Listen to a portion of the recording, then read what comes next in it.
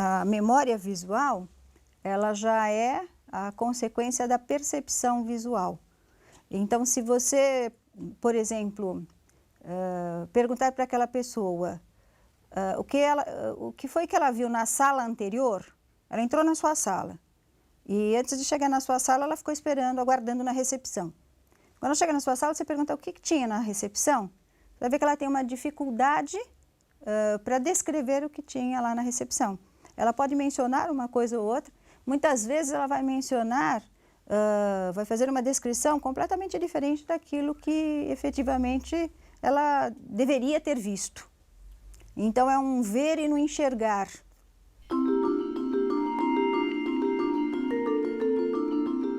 Neste caso da desortografia, que tem uma origem perceptomotora, a gente observa que essa criança tem dificuldade, por exemplo, para cortar o T, pontuar o I, pontuar o J, né, porque essa percepção dos detalhes é uma percepção precária.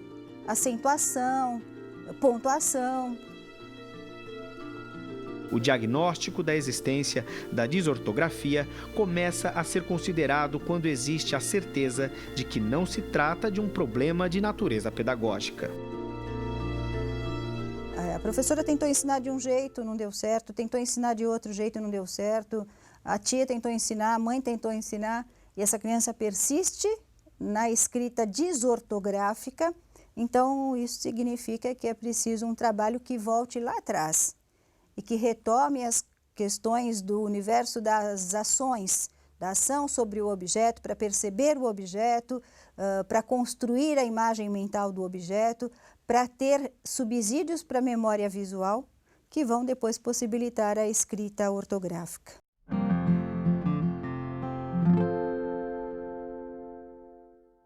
Muitas vezes as pessoas confundem a dislexia com a desortografia, mas são coisas diferentes.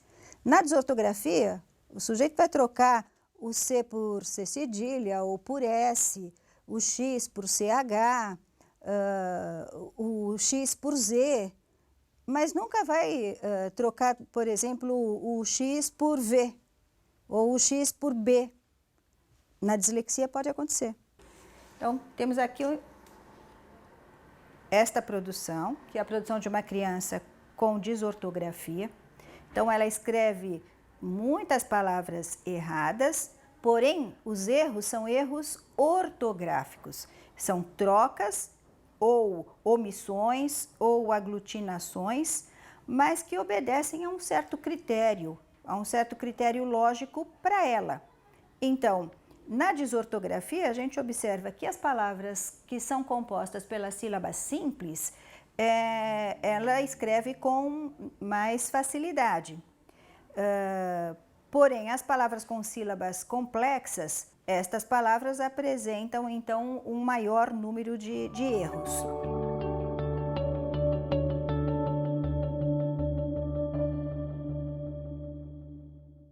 Então, no caso da desortografia, nós temos uma regularidade, ou seja, se mantém o tipo de erro, de troca, de omissão.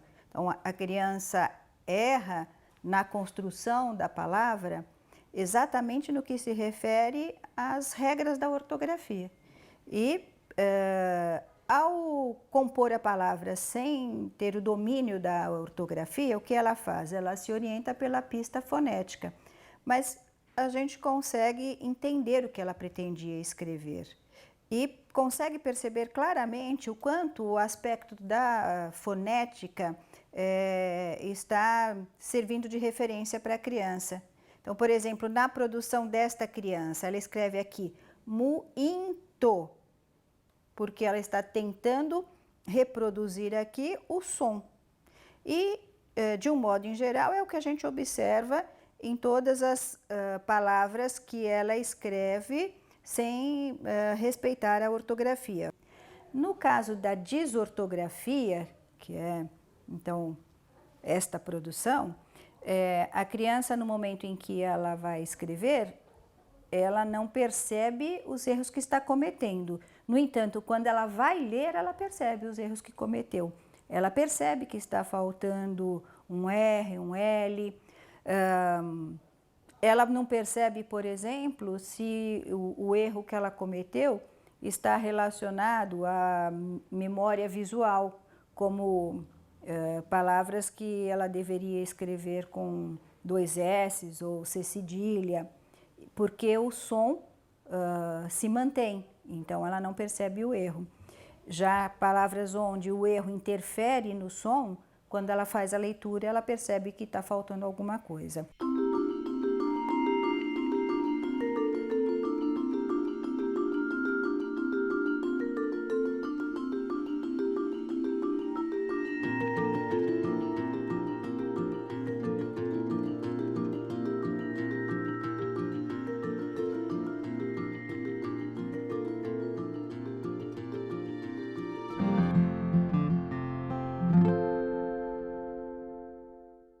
O tratamento recomendado é o tratamento psicopedagógico. Por que psicopedagógico?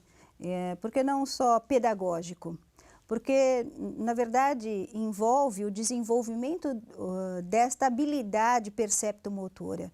Então, o trabalho ele tem uma característica cognitivista, onde o processo de reconhecimento do objeto, reconhecimento motor do objeto, a possibilidade de representação do objeto e a possibilidade de operação sobre o objeto deve ser reconstruída ou deve ser construída se ainda não foi, né? Então, quando nós falamos sobre o universo da ação, o universo da representação, o universo da operação, quando se trata de desortografia, nós temos que voltar a isto, nós temos que contemplar esta dimensão. Então, é preciso trabalhar a percepção motora da realidade, a possibilidade de representação dessa percepção, daquilo que foi percebido, e a possibilidade de operação sobre aquilo que foi percebido.